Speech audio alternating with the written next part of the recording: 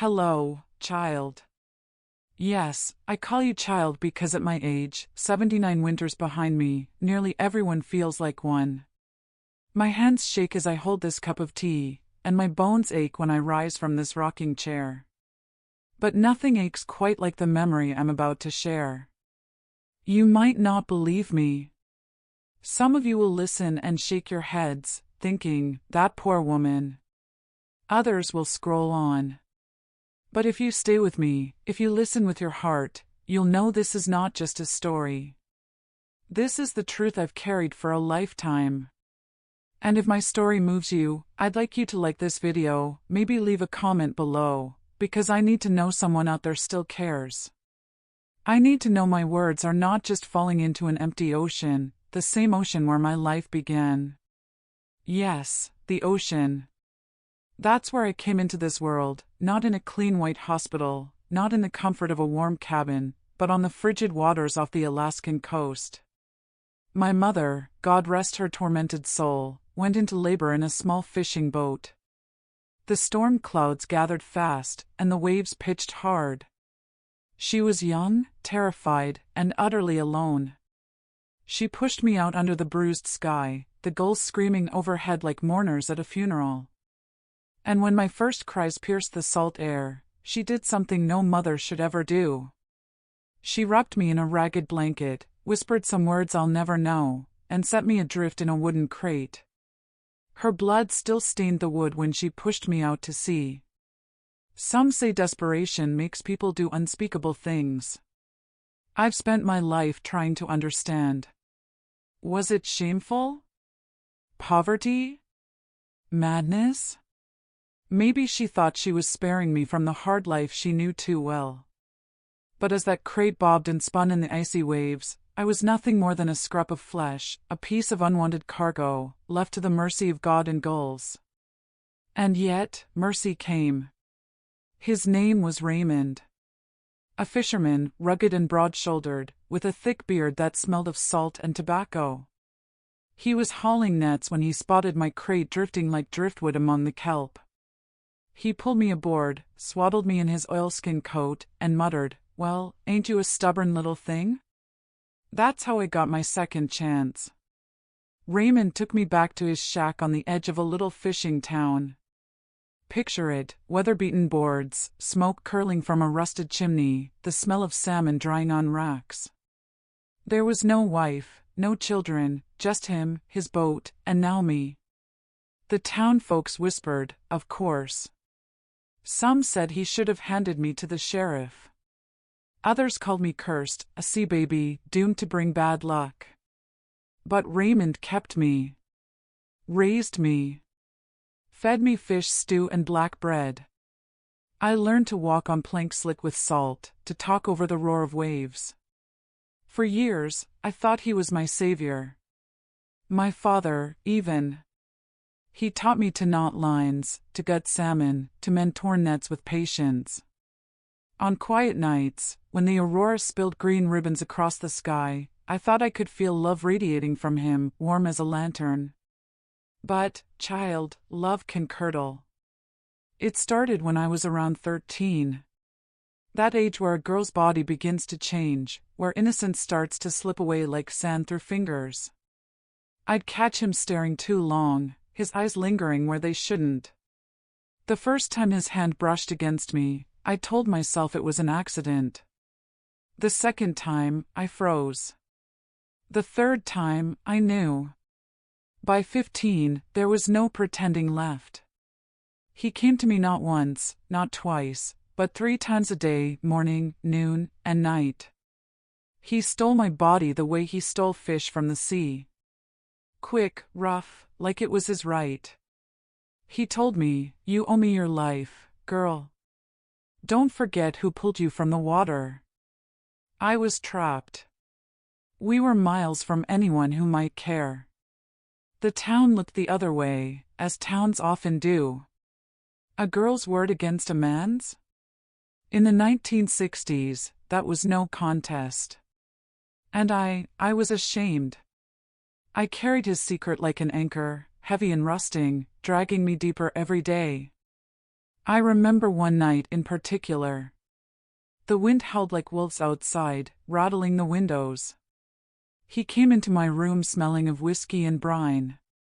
His shadow loomed over me, and I thought, this is it, I'll die here, and no one will ever know the truth about me. But I didn't die. Not then. Instead, something inside me cracked. Like a frozen river giving way in spring. I began to plan. Now, I'll take you back again. Not to the cradle on the sea, not to the days when Raymond's calloused hand felt like a father's, but to when I was 15 and everything inside me began to split open. You see, abuse is like a tide. It comes in waves, and at first you think you can survive it. You tell yourself, this is just one storm, and it will pass. But then another wave hits, and another, until you realize you've been drowning for years. That's what life with Raymond was like. He was my rescuer, my captor, and my tormentor. And yet, child, I played the part of the obedient daughter. I cooked his meals, I scrubbed his shirts in cold water, I smiled when the townsfolk asked after me. He told me to keep my mouth shut, and I did. Not because I wanted to, but because fear has a way of locking your lips tighter than any rope. But inside? Inside, something was changing. I remember one morning, he left for the docks earlier than usual. His boots stomped heavy across the wooden floor, the door slamming like thunder. I stayed in bed, staring at the ceiling boards. There was a knot in the wood above me shaped like an eye. I used to pretend that the knot was God's eye, watching me, but that morning I didn't feel watched by God. I felt watched by something darker inside myself. For the first time, I whispered, he has to die. Do you understand the weight of those words on a 15-year-old tongue? I was a child, but I was also an animal cornered. And animals do not prey when they're cornered, they bare their teeth.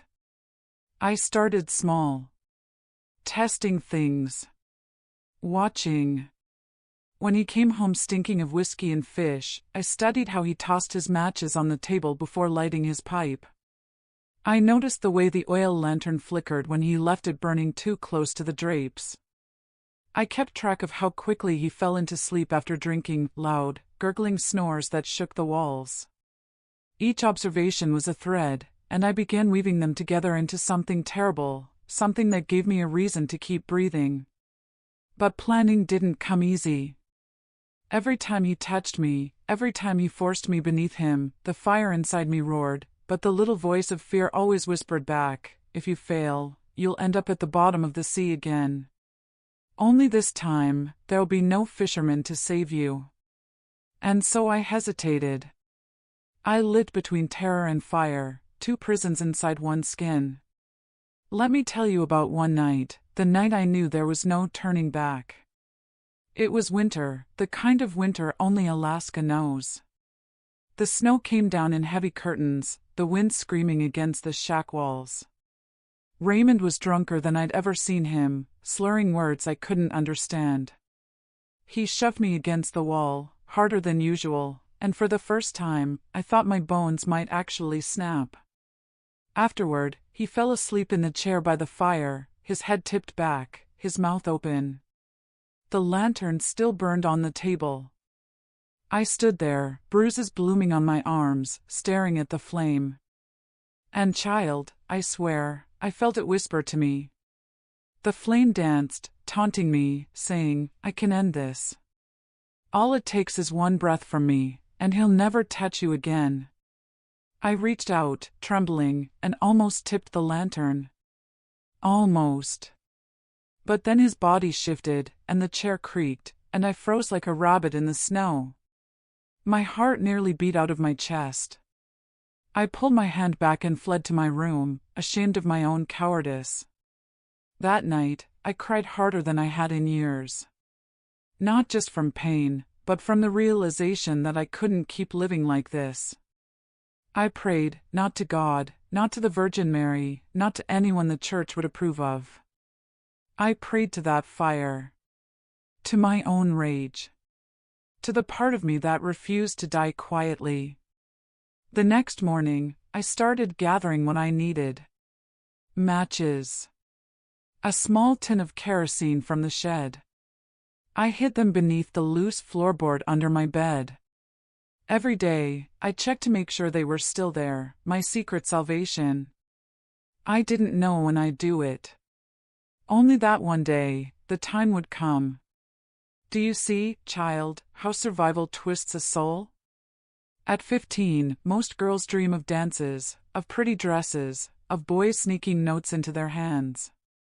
I dreamed of fire eating through wood, of screams cut short, of freedom rising with the smoke. And yet, I smiled through it all. Smiled when he took me into town, smiled when I bought flour from the shop, smiled when the pastor patted my head and called me a good girl. No one saw the ashes smoldering in my eyes. I became two people, the obedient daughter and the hidden arsonist. Now, I know some of you listening might be thinking, how could a child plan such a thing? How could she carry such darkness? And to you, I say, don't judge too quickly. You've never lived in a cage with the door nailed shut. You've never had your breath stolen 3 times a day by the very man who claimed he saved you. You'd have fire in you too. And maybe, just maybe, some of you watching understand exactly what I'm saying. If you do, please leave a comment.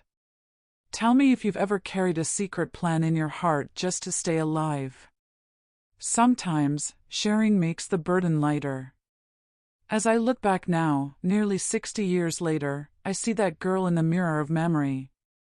Thin arms, hollow cheeks, eyes too old for her years. I want to reach through time and hold her, whisper in her ear, you are not crazy. You are not evil. You are surviving the only way you know how. But I can't change the past. All I can do is tell it, in hopes it might heal someone else. If you've listened all the way through, thank you. Give this video a like, subscribe if you haven't already, and share it with someone who might need to hear it. Because silence feeds monsters, and stories like mine are how we starve them. Child, if you've stayed with me this far, you must have a strong heart. You've walked with me through the sea where I was born, through the shack where Raymond raised me, through the silent hell of his hands and his hunger. Now I'll tell you what you came for. The night everything ended. The night I lit the match. It was March of 1961. Winter still clung to the Alaskan coast like a jealous lover. Snowbanks stood taller than me, the air so sharp it burned your lungs. The ocean groaned under thick slabs of ice. And in that small shack, tucked at the edge of the village, I had decided I would no longer live another day as his prisoner. That evening, Raymond had been drinking harder than usual. His boat had come back near empty, nets shredded, temper fouler than the sky before a storm. He slapped me across the mouth for letting the stew burn, though he was the one who'd left me shaking and distracted minutes earlier. The taste of iron filled my mouth. I remember wiping the blood from my lip with the back of my hand. I looked at him sitting there in his chair by the fire, his boots muddy, his shirt unbuttoned, his eyes mean and glassy. Something in me shifted then. Like a door that had been bolted shut my whole life had finally swung open. Tonight, I told myself. It will be tonight. I waited. I moved like I always did, quiet, careful, obedient. I served him stew, cleared the dishes, and stoked the fire. I let him believe I was still that small, broken girl. But inside, child, I was steadying my hands for what was to come. When he stumbled off to his bed, I didn't follow. Usually, he'd drag me there with him. But that night, his liquor got the best of him, and he passed out half-dressed, boots still on, snoring loud enough to rattle the window panes. I crept back to my room. My fingers shook as I pried open the loose floorboard.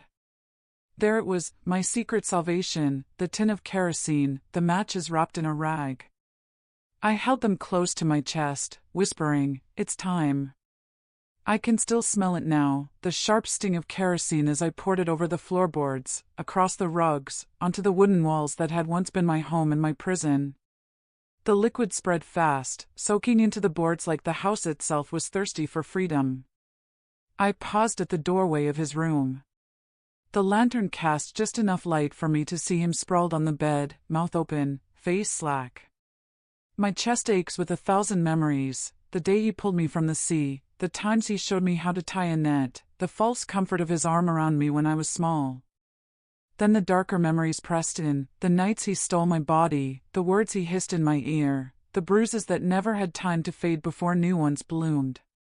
My hands trembled so bad I almost dropped the matchbox. "I'm sorry," I whispered.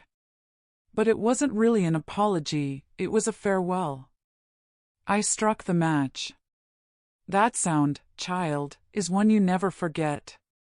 A soft rasp, then the sudden flare of light, hot and golden, alive in my hand.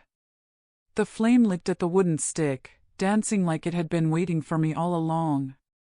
I let it fall. The kerosene caught in an instant. Flames raced across the boards, up the walls, hungry and furious. The shack became a beast of fire, roaring, snapping, devouring. Smoke rose thick and choking, but I didn't cough, didn't flinch. I stood there, watching the fire swallow my childhood whole. Raymond woke too late. I heard him coughing, shouting my name, his footsteps stumbling. He tried to make it to the door, but the fire cut him off. He screamed then, a sound so raw it split the night. Some part of me wanted to run to him, to pull him out like he once pulled me from the sea. But my feet stayed rooted. I had saved him once, and he had destroyed me for it. There would be no saving tonight. I ran out into the snow, the cold biting my face, my lungs. Behind me, the shack burned against the black sky, sparks flying upward like broken prayers. The villagers came running, shouting, carrying buckets of water that froze before it hit the flames. Some cried out his name, others just watched. And me? I stood among them, small and silent, my face painted with ashen tears. No one suspected. Not then. They thought it was the whiskey, the lantern, the carelessness of a drunk fisherman. I let them believe it. I was just the poor girl he'd rescued years ago, now an orphan once again. But I knew. My hands smelled of smoke for weeks. My heart carried the weight for years. I didn't feel free right away. No, freedom is a strange thing, it doesn't rush in like the fire did. It creeps slowly, like spring thaw, inch by inch. At first, I was numb. Then came the guilt, heavy as the sea. Some nights I woke up screaming, certain I could still hear him calling my name through the flames. But then came relief. Sweet, quiet relief, like finally breathing after being held under too long. And child, I want you to hear this, sometimes the line between sin and salvation is thinner than a matchstick. I am not proud of what I did, but I will never regret it. Because if I hadn't lit that match, I wouldn't be here, speaking to you now. As I sit here, an old woman rocking in her chair, I can still see that fire in my mind's eye. It burned away my prison. It burned away my silence. But it also burned away the girl I was. I was never a child again after that night. Child, when fire takes a life, the smoke doesn't just rise into the sky and vanish. It lingers. It seeps into your hair, your clothes, your skin. And even when the flames are gone, the smell of it follows you. That's how it was for me after the night I burned Raymond alive. The shack was nothing but charred timber by morning. The townsfolk stood around the smoldering ruins, their breath puffing in white clouds. Some shook their heads, others muttered about bad luck and whiskey. A few crossed themselves, whispering prayers for Raymond's soul. And me? I stood there barefoot in the snow, wrapped in a borrowed coat, shivering. My eyes stunned from smoke and tears, but my face was blank. That's the mask I learned to wear that day. A blank face. A quiet voice. People don't ask questions when you look too broken to answer. They said I was lucky. Lucky to have escaped. Lucky not to have been trapped in that house when the fire spread. I nodded, said yes, sir, and thank you, ma'am, and let them believe whatever story made them feel better. But I knew the truth. I carried it like hot coals in my chest. The sheriff came around, of course. A tall man with a stiff hat and eyes that missed more than they saw. He asked me where Raymond kept his whiskey, if he often left lanterns burning. I told him yes to both, and that was enough. He didn't look deeper. Why would he? In the 1960s, a man dying drunk in a fire was nothing unusual. A poor fisherman, careless with flame, that was a story everyone understood. So the case closed before it ever really opened. And I walked away with no chains on my wrists, but a chain around my heart. The village women brought me blankets and bread, patting my hand like I was a stray dog they didn't quite want to take in. Some of them whispered that Raymond had raised me like his own, that I should be grateful. They never guessed what raising me had really meant. Others said it was a tragedy, a curse, that I had survived the sea only to be orphaned by fire. No one asked me what I wanted. No one asked me how I felt. At night, I curled up in the corner of a neighbor's barn, the smell of hay scratching my nose. I stared at the rafters until dawn, afraid to close my eyes. Because when I did, I heard him again, his screams, the crackling of fire, the sound of boots scraping against wood as he tried to get free. Sometimes I woke up with my hands clenched so tight the nails cut my palms. I thought freedom would taste like fresh air, like snow melting on my tongue. But instead, it tasted like ashes. Still, life didn't stop. The world doesn't pause for broken girls. By summer, I was working in the cannery with the other women. The hours were long, the smell of fish clung to me no matter how hard I scrubbed, but it kept me fed. And with each paycheck, I felt a little more like I belonged to myself again. But the whispers followed me. She's cursed, some said. She's unlucky, others murmured. And one old fisherman, drunk on a Sunday, slurred to his friends, that girl brought fire into his house. Mark my words. I walked faster when I heard things like that, my face hot, my fists clenched. Nobody dared say it to my face, but I could feel suspicion brushing against me like a cold wind. So I kept my head down. I learned to blend in, to nod and smile without saying much. People don't suspect quiet girls. Quiet girls disappear into the background. And that's what I wanted, to disappear. Child, let me tell you something about secrets. They don't just sit quietly inside you. They grow. They spread their roots into your bones, into your blood. And every time you try to sleep, they whisper. Mine whispered, murderer. Arsonist. Liar. But then another voice whispered back, survivor. Fighter. Free. I never knew which voice to believe. When I turned 17, I left that little town behind. Packed what little I had in a cloth sack and boarded a bus south. No one stopped me. No one asked where I was going. I don't think anyone wanted to know. That bus ride was the first time I ever felt truly untethered. The wheels rumbled under me, carrying me farther from the ashes, farther from the sea. But I carried the smell with me still, tucked inside my memory. I worked odd jobs in small towns. Waitressing. Cleaning rooms in roadside motels. Scrubbing floors in diners until my hands cracked. I never stayed too long in one place. I told people my parents died in a fire. That much was true. Just not the whole truth. Every time someone looked at me too closely, I moved on. I learned to live like a shadow, drifting from one town to the next, carrying my secret like a scar under my dress. And yet, through it all, there was a stubborn little seed of life in me. Something that refused to die. I read books when I could get them, saved coins in a jar, dreamed of one day finding a place where I could breathe without fear.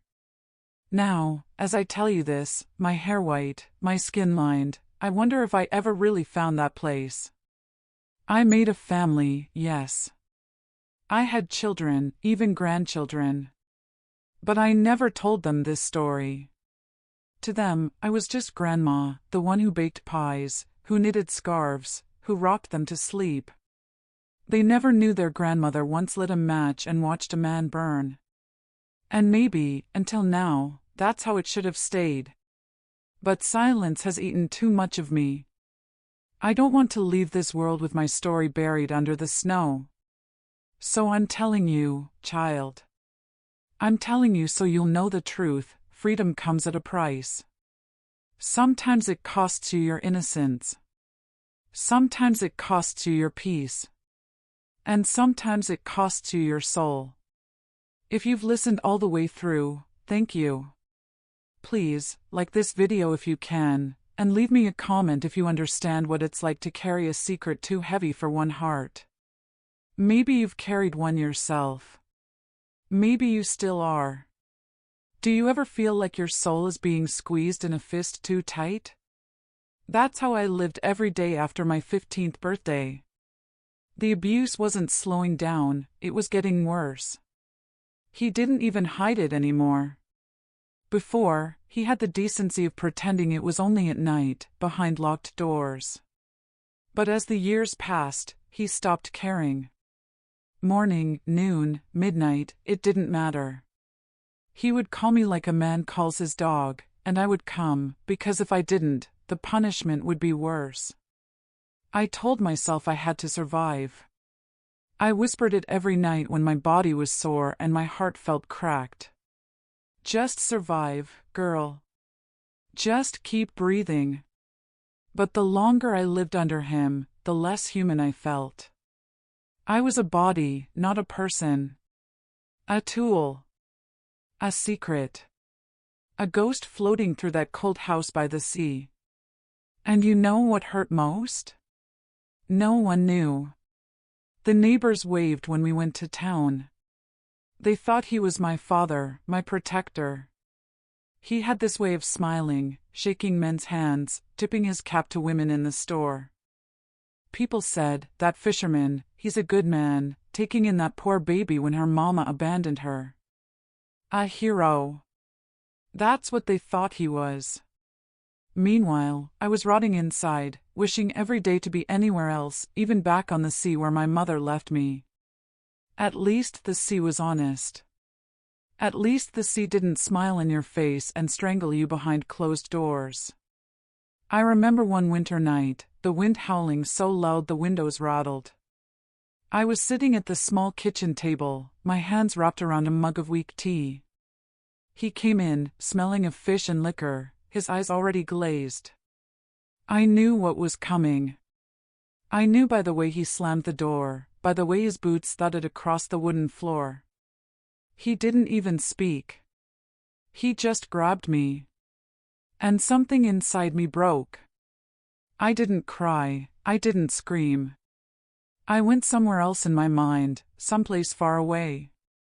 I saw myself standing on the shore as a child, watching the waves carry off my pain. My body was there, but my soul left the room. That's when I realized, I couldn't keep living like that. If I stayed, I'd die, not just in body, but in spirit. I'd die with no one knowing who I truly was, with no one ever hearing my voice. I was already invisible.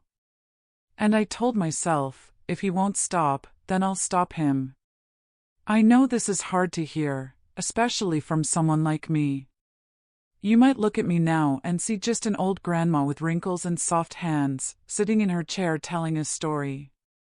But back then, I was a cornered animal. And you know what happens when you corner something long enough? It either lies down and dies, or it fights back. I started planning in silence. Little things. I noticed how he left his cigarettes burning when he drank. I noticed how the wood stove crackled and sparked when it was fed too fast. I noticed how kerosene smelled when it spilled on the floorboards. I kept these details tucked away like matches in a dry pocket. Every time he laid his hands on me, I repeated my plan in my mind. Step 1. Step 2.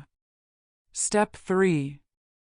I rehearsed it while lying awake at night, staring at the shadows on the ceiling. Some nights, I almost lost my nerve. I thought maybe I could run away instead, just disappear into the forests, hitchhike down the coast.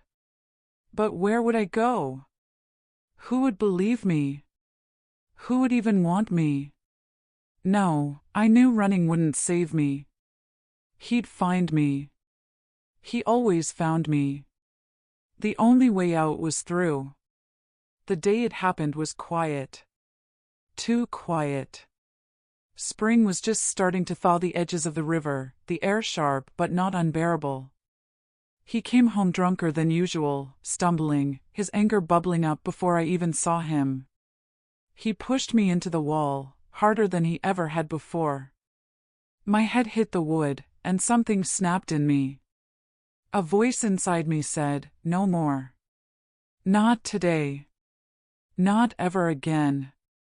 That night, I did what I had been planning for months. I can still smell it, the smoke, the burn, the sharp sting in my throat. I won't tell you every detail right here, because maybe some things are too heavy for this moment. But I will tell you this, I didn't feel fear. Not one bit. When the flames rose, I felt free. For the first time in my life, I was in control. He had taken everything from me, my childhood, my innocence, my peace. But he would not take my future. That fire wasn't just wood and kerosene. That fire was me, blazing up against the darkness. Now, I'm not proud of what I did, but I won't lie to you either. I did it. And I've carried it every day since. Some nights I wonder if God forgave me, if there's even forgiveness for something like that. Other nights, I tell myself God gave me the fire, that He knew it was the only way I could live. You can decide for yourself what to believe. But hear me when I say this, no child should ever be put in that position. No child should have to choose between being abused or becoming something they never wanted to be. I was 15 years old. 15. And the world already made me into a murderer. That's the truth I've carried like a stone in my chest. The fire didn't just swallow him. It swallowed me too. When the flames died down, and the smoke thinned into the cold Alaskan night, there was nothing left of the man who raised me, and nothing left of the girl I had been. I stood outside, shivering in the wet grass, watching the cabin collapse into glowing embers. I smelled burnt wood, burnt cloth, and something I can never quite describe, a sour, heavy scent that clung to my hair, my skin, my soul. I thought I'd feel free.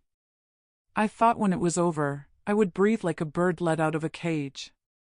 But freedom, child, doesn't come that easy. What I felt was empty. Hollow, like the blackened shell of that house. I didn't cry. Not then. I just wrapped myself in his old coat, sat on a rock by the shore, and waited for the sun to come up. The waves slapped against the pebbles like nothing had happened. Nature doesn't stop for your pain, it just goes on. And I went on too. The law didn't come for me. That's something folks might not understand now, but back in those days, Alaska was wild. Remote. People minded their own business, especially in the fishing villages. A cabin burns down, a drunk man goes missing, they shrug and say, well, the sea probably took him. Nobody asked me questions, and I sure didn't volunteer answers. Neighbors brought food when they heard about the fire. Poor girl, they said. She lost the only family she had. Their kindness cut deeper than cruelty ever could. I wanted to scream at them, "Don't pity me. Don't call him family." But instead, I just nodded, kept my head low, and let them think what they wanted. And here's the thing I've never told anyone: part of me missed him. Not the abuse, not the pain, God, no, but the presence. When you live your whole life with one person, even if they're your tormentor, their absence feels like a hole torn in the earth. I didn't know how to be alone. I didn't know who I was without him. The nights after the fire were the worst. I couldn't sleep without hearing his boots thudding across the floor, his voice slurred from drink. I'd bolt upright, heart pounding, before remembering he was gone. Sometimes I even called out, as if I expected him to answer. That's how deep the chains went. You don't just shake off that kind of prison. I tried to build a life. I took odd jobs in town, washing dishes at the diner, folding laundry, scrubbing floors. Folks thought I was quiet, polite, a little strange maybe. Nobody knew the storm raging inside me. Nobody guessed that every time I heard fire crackle in a stove, my hands shook so bad I had to excuse myself. And then there was the guilt. Oh, Lord, the guilt. I carried it like a sack of stones. Every time a preacher talked about sin, I thought he was speaking straight to me. Every time someone mentioned hell, I felt the flames lick my skin again. I told myself he deserved it. And he did. I won't deny that. But saying it and believing it are two different things. My heart knew the truth: I had taken a life. And that truth was heavy. One night, a few months after the fire, I stood by the water, staring at the black waves. I thought about walking in, letting the sea take me the way it almost had when I was a baby. Maybe that was where I was meant to end all along. Maybe I'd finally be at peace. But then I remembered something, his voice, twisted and cruel, saying, "You'll never escape me. You're mine." And I thought, if I walk into that water now, then he wins. He'll own me even in death. And I couldn't give him that satisfaction. So I stayed. I chose to live, not because I loved life, but because I refused to let him take one more thing from me. I wish I could tell you that after that, everything was better. That I healed, found joy, built a family. But healing isn't a straight line. It's more like the tide, coming and going, pulling you under when you least expect it. For years, I kept my secret buried, pretending I was just another woman trying to get by. But inside, I was ashes, always ashes. You might be wondering why I'm telling you this now, after all these years. Why would an old woman open her wounds on camera, asking strangers to bear the weight of her story? The answer is simple: silence kills. It killed the child I once was. It nearly killed me as a young woman. And I won't let it silence me now, not when I have so little time left on this earth. So, if you're still listening, thank you. It means more than I can say. Please, let me know in the comments that you hear me, that you believe me. Maybe, just maybe, my suffering wasn't in vain. Because even now, after all this time, I still wonder if there's redemption for me. After the fire, I moved south. The world outside that little Alaskan cove was louder and stranger and, for a while, kinder. I worked my hands raw, scrubbed other people's dishes for coins, and learned the clink of money in my pocket felt different than the sound of nets on a dock. I met a man named Henry in a town where people didn't ask about the shape of my childhood. He had soft eyes and a laugh that surprised me. He mended radios in his spare time and whistled when he worked. He never once asked where my scars started. He simply held my hand and, in time, wanted me at his side. We married in a small church with wobbly pews and a bouquet of store-bought flowers. I stood in a dress that smelled faintly of starch and cheap perfume and felt like an imposter pretending to be someone who deserved a happy ending. Henry and I had children, two quick little souls who filled the rooms of our house with the kind of noise that undid old grief. They called me Mama. Later, they called me Mom. And when grandchildren came, the world softened in ways I hadn't believed possible. Those chubby fingers and sticky kisses were a kind of medicine I hadn't known I needed. But the shadow followed. Sometimes during the long, bright afternoon when the grandchildren napped, I'd find myself by the sink, hands burrowed in dishwater, and I'd smell smoke. It would curl up my nose and carry me back to that night, the heat, the crackle, his scream, real or imagined, and I'd hold my breath until it passed. I learned to hide the way my throat tightened when someone mentioned fire. Some nights, when the house was quiet and the clock ticked like a metronome set to the tempo of my regrets, I'd reach for the Bible Henry kept by our bed and try to read a psalm. I wanted forgiveness. I wanted a small, holy thing to rest on my chest and tell me I wasn't wholly lost. Forgiveness is a complicated room. I learned that forgiveness is not a single ribbon you tie and then everything is clean. It's more like mending a torn quilt, stitch by stitch, sometimes ugly, sometimes strong. I kept trying to stitch. I told myself that leaving the town and marrying Henry wasn't an escape, it was an attempt to build a redemptive life. I tried to be honest in the ways that mattered. I worked hard, I loved fiercely, I tried to teach my children kindness. I taught them to mend, to patch, to carry others with gentleness. I baked pies until the kitchen smelled like cinnamon in summer. Each small act felt like another stitch. But then there was the other part, how to explain the big black hole in my life to the people who deserved the truth. Could I tell my sons and daughters that before their mother became a maker of bread and band-aids, she had been a cornered girl who had become a thing that killed a man to survive? I tried once, in a whisper that was more guilt than confession. Their faces crumpled, not from judgment but from a disbelief so large it made my mouth dry. They asked questions I couldn't answer. How? Why? What happened after? I saw the horror and love tangled together in their eyes, and my heart broke for causing them pain. In the end I folded the confession back in and told them only pieces. There was a fire. It's a long story. They forgave, in the way families do, awkwardly, with hugs that smelled of soap and the slow business of everyday chores. But I never laid the whole thing at their feet. Most of my life since the match has been an exercise in contradiction.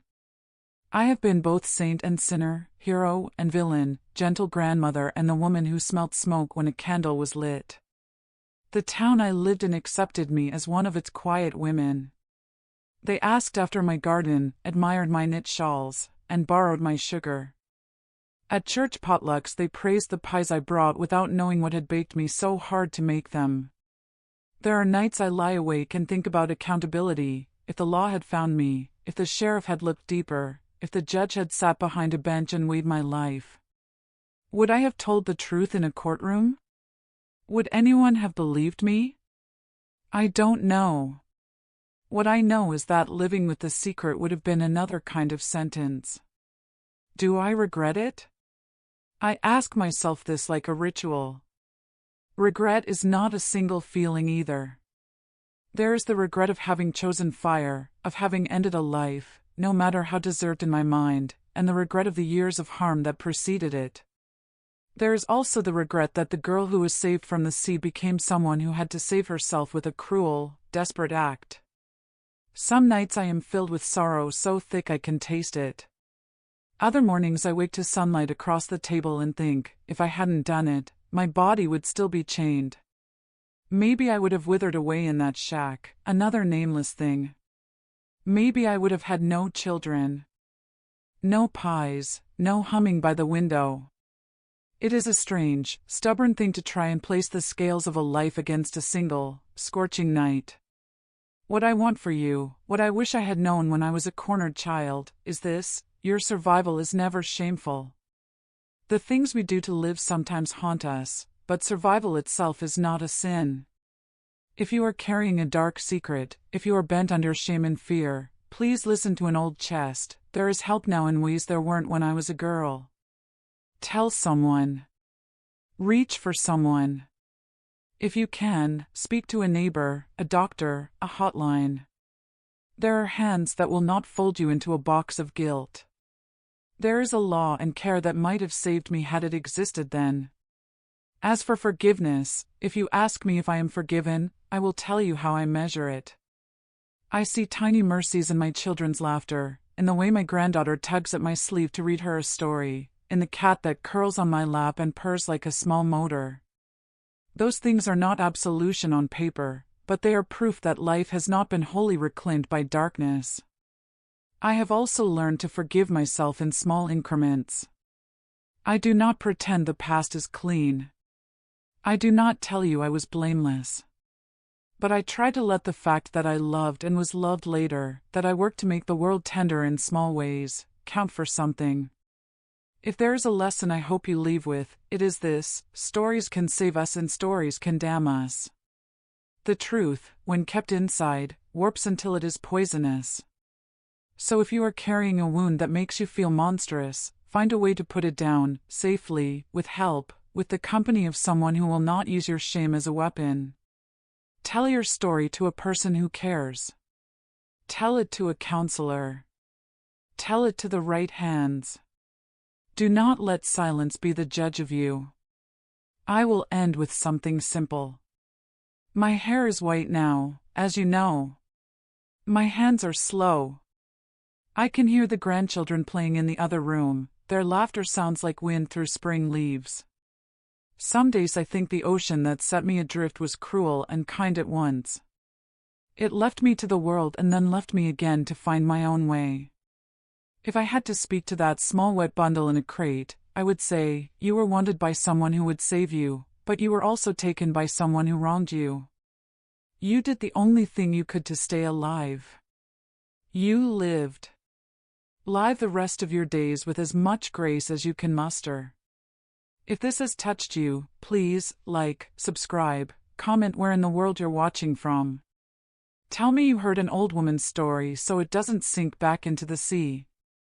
Tell someone you love that you love them.